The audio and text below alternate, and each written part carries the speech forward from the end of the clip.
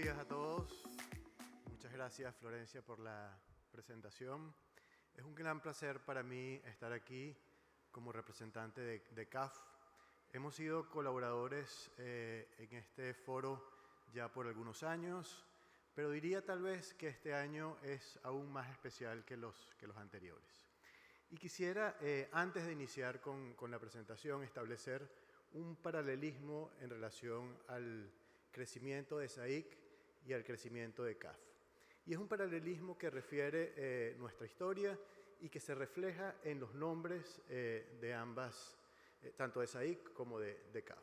SAIC, South America Hotel Investment Conference, que revela un poco el origen suramericano, pero que a la vez tiene Latin America and the Caribbean, porque esa es la vocación regional y de crecimiento. Un poco lo mismo pasa con CAF, Corporación Andina de Fomento. Lo que era en su momento un pequeño banco que nació de 6 naciones andinas, hoy es CAF, el Banco de Desarrollo de América Latina y el Caribe, con una vocación de expansión regional. Hace poco más de un año tuvimos la expansión de capital más importante en la historia de CAF, y esa expansión de capital trae consigo una expansión en primer lugar geográfica, parte de ella hacia la zona del Caribe, y en segundo lugar temática, un poco más orientada hacia la vocación de favorecer el crecimiento inclusivo y el crecimiento verde. Esta doble coincidencia hace del sector turismo probablemente un sector que es crucial para nuestra actividad. De allí que sea para nosotros una ocasión de mucha felicidad estar de aquí de nuevo compartiendo con todos ustedes y un poco dándoles lo que es nuestra visión acerca del comportamiento de la actividad económica global y regional. Sin más introducción, voy a comenzar.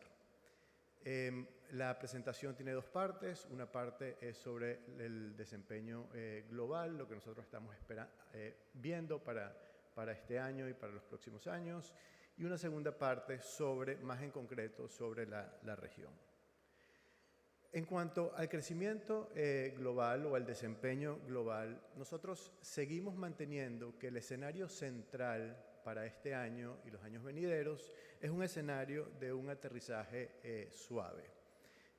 Estamos esperando un crecimiento global levemente por encima del 3% para este año y para los subsiguientes, y ese crecimiento es un poco heterogéneo, como cabe esperar.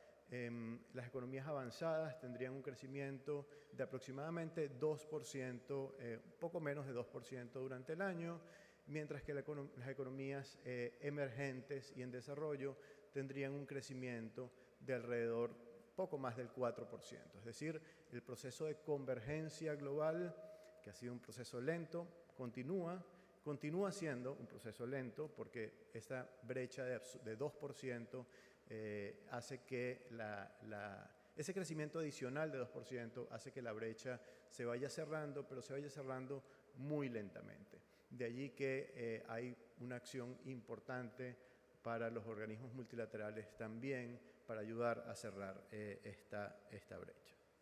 Sin embargo, debemos decir que los riesgos persisten, y los riesgos en general están sesgados hacia la baja. Y allí hay varios elementos que debemos destacar. Los mercados laborales a nivel global siguen mostrando algunas señales de sobrecalentamiento. La producción industrial se ha estancado en algunos de los mercados occidentales, Estados Unidos, Europa. Se está desacelerando en China. Y tal vez más importante, las tasas de interés internacional de largo plazo, aun cuando se han comenzado a estabilizar y bajar levemente, se están estabilizando en niveles relativamente altos. Esto quiere decir que vamos a enfrentar probablemente por bastante tiempo costos de financiamiento relativamente elevados. Estos riesgos que estamos enfrentando en el corto plazo son de dos tipos. En primer lugar, tenemos riesgos de tipo exógeno. Allí fundamentalmente hay que destacar los riesgos geopolíticos que todos conocemos, pero también en menor escala, pero no quiero dejar de mencionarlo, los riesgos climáticos, que son riesgos que particularmente son importantes para nuestra región y que están teniendo en este momento un rol importante sobre algunos elementos que afectan el comercio global y la actividad económica global, como por ejemplo el caso del Canal de Panamá, que enfrentada a la sequía causada por el fenómeno del Niño, está viendo su capacidad de tránsito reducida en los últimos meses. Adicionalmente, hay otras fuentes de riesgo importante que vale la pena destacar, que son riesgos más endógenos, ¿no? Aquí, particularmente, estamos hablando de los riesgos asociados a la política macroeconómica y, en particular, a la política monetaria. Ambos tipos de riesgo están unidos por una variable específica, que es la tasa de inflación. ¿Por qué? Bueno, la tasa de inflación, que vamos a ver su comportamiento hacia más adelante, es lo que está generando riesgos acerca de la política monetaria y la tasa de inflación está recibiendo a su vez el impacto de lo que son los riesgos geopolíticos y climáticos. Como decía, la tasa de inflación es, luego de un importante repunte en los últimos años, ha empezado a reducirse de manera muy importante y continúa en una senda descendente. Sin embargo, como ustedes pueden ver allí, aún en el gráfico, aún queda un camino largo por regresar a las tasas de inflación que teníamos previas a la pandemia.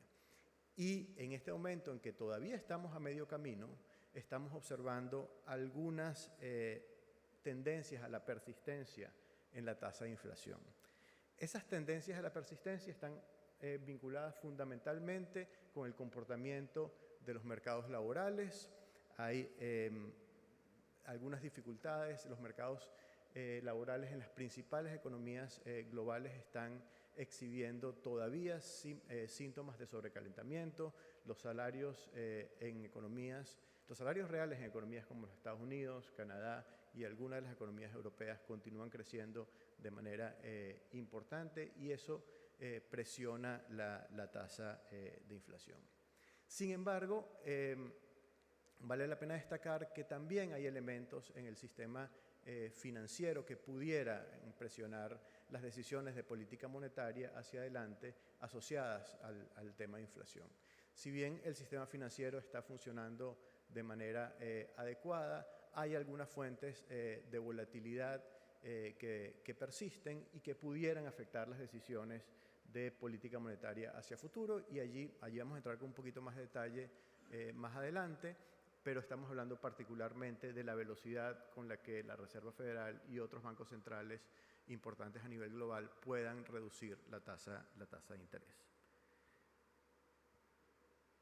Adicionalmente, hay algunos shocks que pudiéramos enfrentar y que están básicamente, que podrían ocurrir o que están ocurriendo en este momento y pueden afectar el fenómeno de inflación. Como pueden ver en el panel de la izquierda, de nuevo estamos sufriendo incrementos en los retrasos en transportes de mercancía y allí hay dos factores fundamentales, el factor geopolítico que mencionábamos, que se expresa en las limitaciones o dificultades en el Medio Oriente para atravesar el canal de Suez y lo que está pasando con los Houthis en el Medio Oriente, las crisis climáticas, el riesgo climático que está afectando el canal de Panamá. Esto está incrementando los tiempos de entrega de transporte de mercancía. Ha comenzado también a expresarse en costo de transporte de mercancía. Y esto está afectando el comercio global y puede afectar a mediano plazo el comercio global de manera más importante.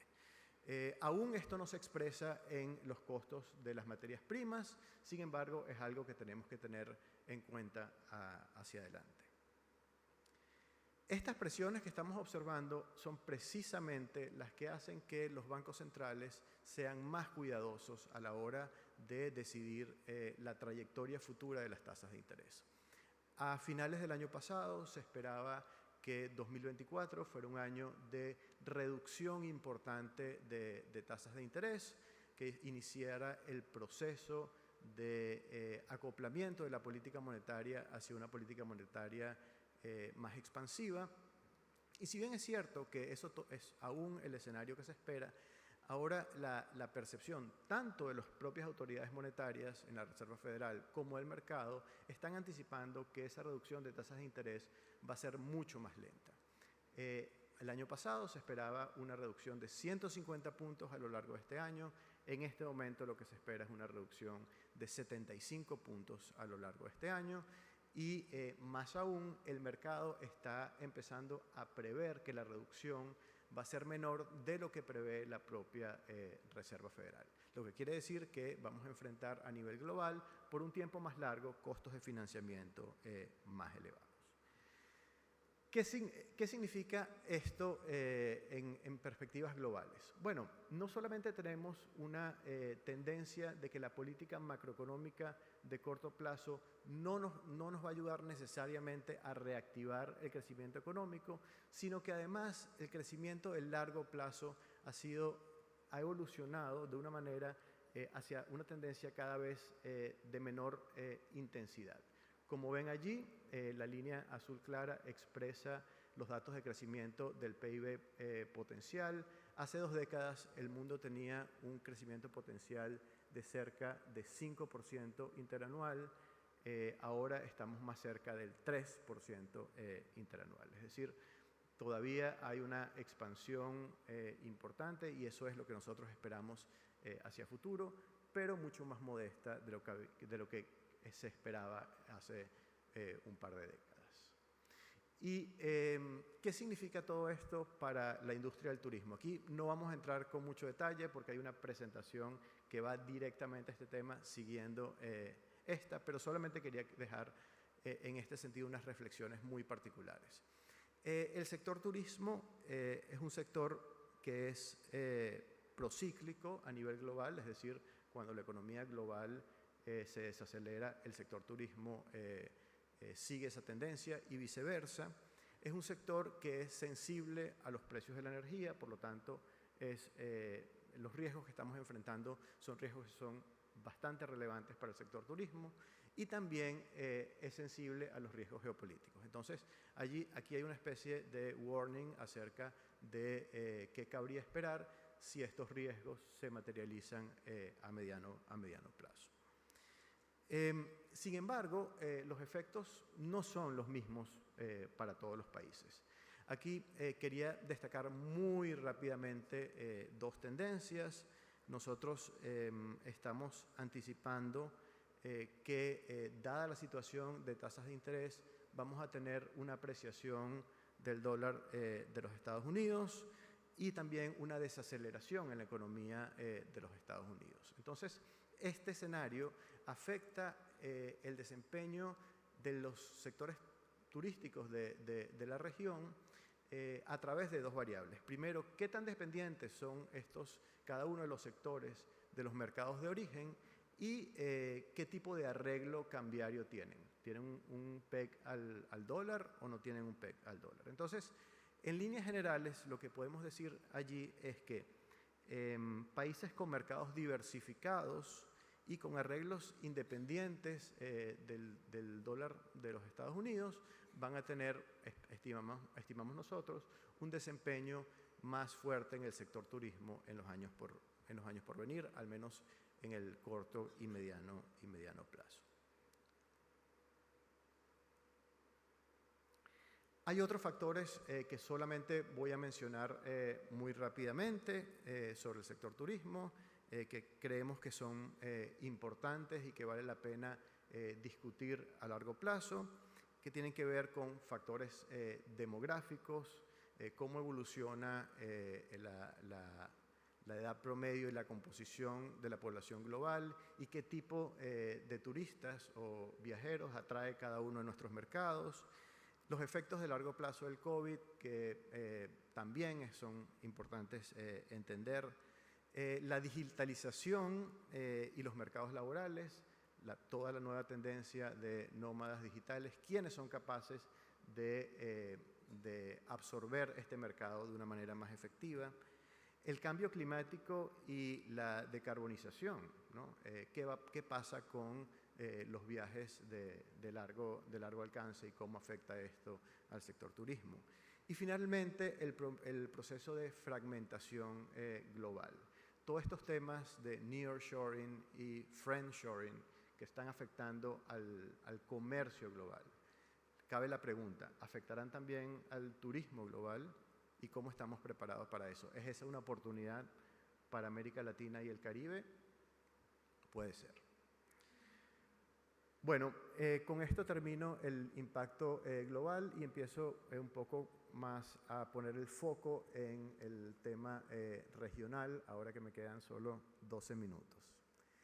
La región ha seguido la tendencia a nivel global de desaceleración. Hay alguna heterogeneidad en esa desaceleración. Estamos teniendo un año 2024 con crecimiento relativamente bajo con respecto a nuestra tendencia. Creemos que va a haber una aceleración en 2025 y 2026, pero a niveles de crecimiento que son relativamente modestos con respecto al crecimiento que hemos tenido históricamente. Hay heterogeneidad entre nuestros países, por supuesto. Buena parte de la desaceleración que estamos viendo este año están asociadas a tres grandes economías de la región: Brasil, México y Argentina. Y las razones para desaceleración en cada una de estas tres economías son completamente distintas. En el caso de México, tiene mucho que ver con lo que está pasando en el vecino del norte. En el caso de Brasil está más asociado a fenómenos climáticos, de nuevo, el tema del fenómeno del Niño y la afectación sobre el sector agrícola y agroindustrial. Y en Argentina, pues, bueno, hay factores idiosincráticos que están determinando el crecimiento este año. Sin embargo, estos tres países, por ser tres países que tienen un peso muy importante en la región, están arrastrando nuestra perspectiva de corto plazo. En el resto de los países hay un desempeño que es variado y tal vez un poco más optimista.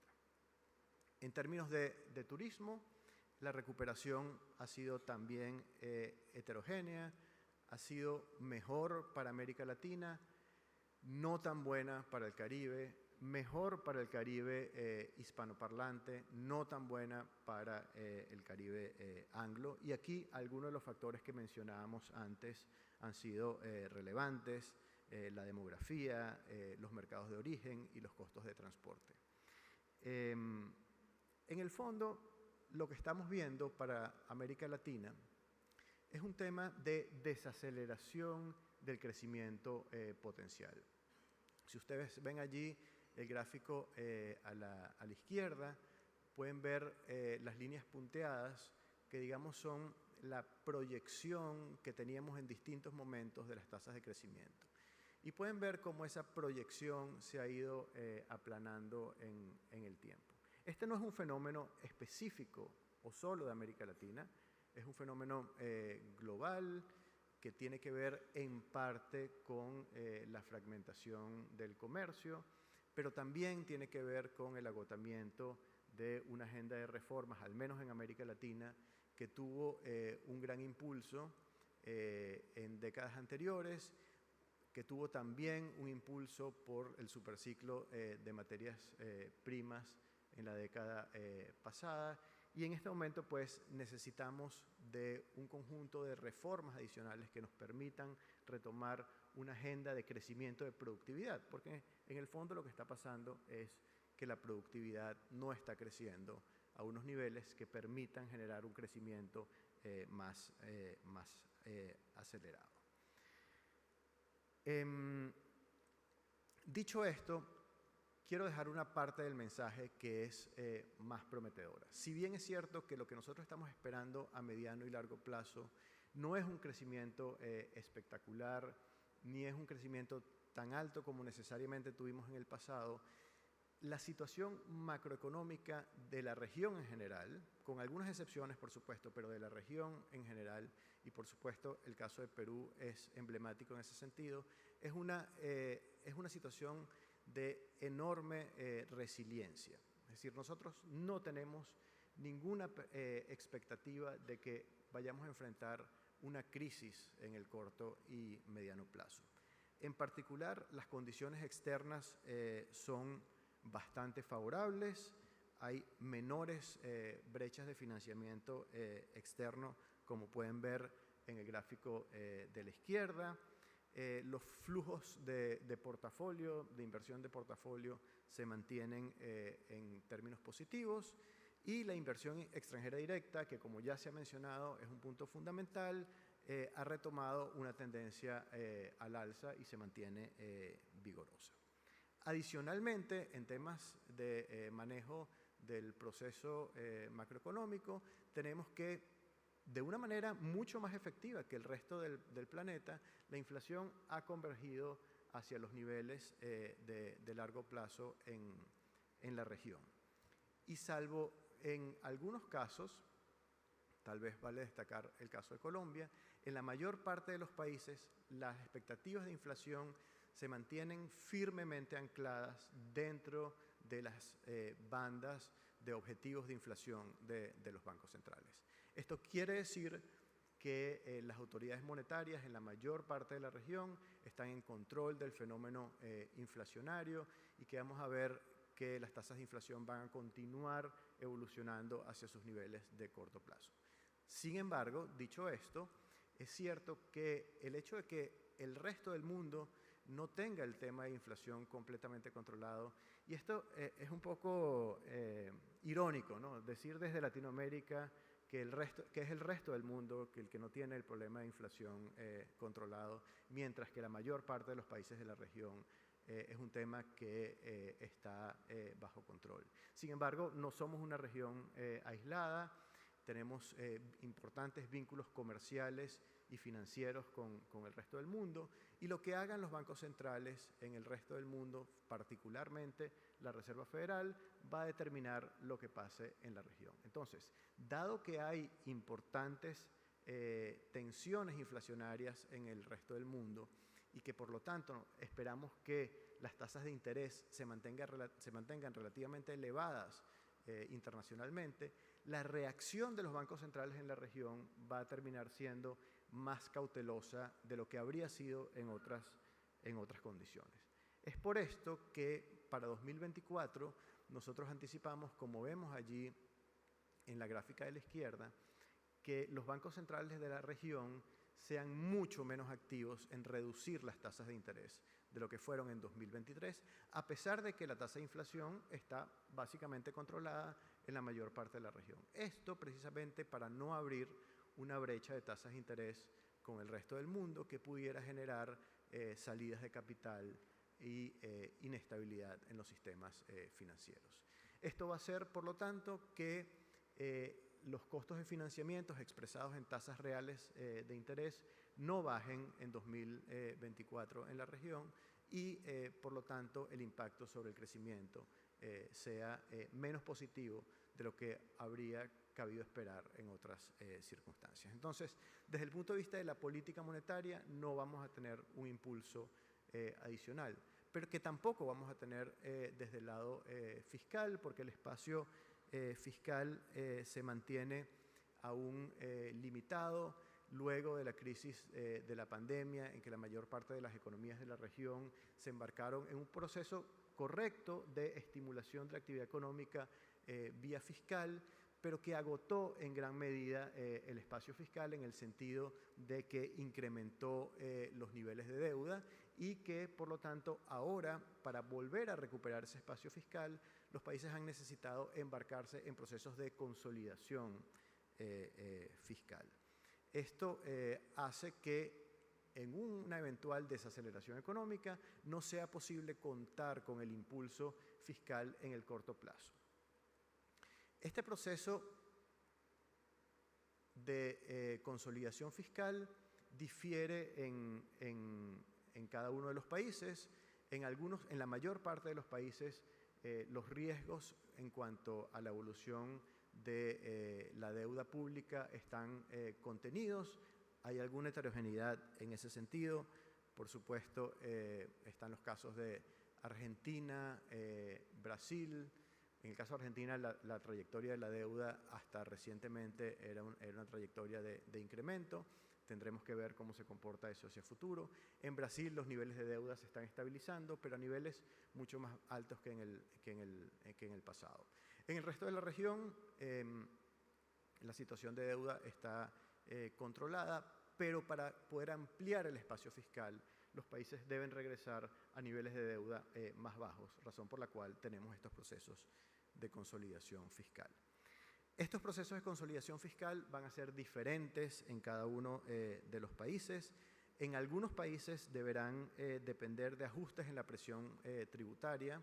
Es el caso de México y Centroamérica, países que tienen presión tributaria muy baja con respecto a los promedios internacionales, y esto probablemente tenga un impacto sobre el ambiente de negocios. En otros países más bien se dependerá de ajustes en el gasto. Allí están los casos de Argentina, Colombia y Brasil. Quiero decir que este proceso de consolidación fiscal, que se está llevando de una manera relativamente ordenada, se está haciendo sin que medien riesgos importantes sobre el sistema financiero, que está bastante bien regulado en la región y que no exhibe una sobreexposición hacia el riesgo fiscal. Entonces, de allí que tengamos tranquilidad en ese sentido. Finalmente, y con esto quiero culminar, por supuesto que la desaceleración en el crecimiento económico puede traer algunas importantes implicaciones acerca de los riesgos sociales, pero la mitigación de estos riesgos sociales va a ser fundamental para poder garantizar un crecimiento inclusivo, que es un crecimiento, por cierto, que como se mencionaba al principio del evento, es fundamental para el éxito del sector turismo. Es decir, la seguridad, la tranquilidad, la estabilidad social es fundamental para garantizar el crecimiento en el sector. Voy a utilizar mis últimos, iba a decir 2 minutos, pero ahora solo me queda 1, en los mensajes finales.